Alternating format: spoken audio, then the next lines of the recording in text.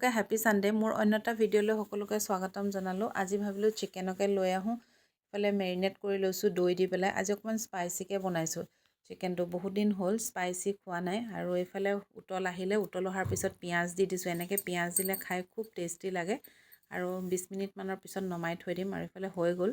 বিশেষ একো বনোৱা নাই, একদম চিম্পলকৈ বনাইছোঁ, অকল চিকেন আৰু ভাত। দুপৰীয়াৰ সাজ আজি এনেকৈয়ে খালোঁ। আৰু সন্ধিয়ালৈ ওচৰতে বাৰ্থডে পাৰ্টি এটা আছিলে। মোৰ লগৰ এজনীৰ ছোৱালীৰ বাৰ্থডে হয়, তালৈ বুলি বেটা আৰু মই আহিলোঁ।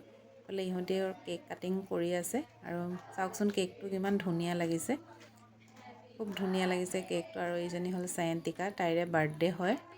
আমি সন্ধিয়া সময়খিনি আজি এনেকৈ উপভোগ কৰিলোঁ। সকলোকে লগ পালোঁ, খুব ভাল লাগিলে লগ পাই। আৰু শেষত এইফালে ডিনাৰ কৰিবলৈ লৈছোঁ। সকলোৱে ডিনাৰ কৰিলোঁ। খানাটো খুব ভাল লাগিলে খাই, খুব টেষ্টি আছিলে।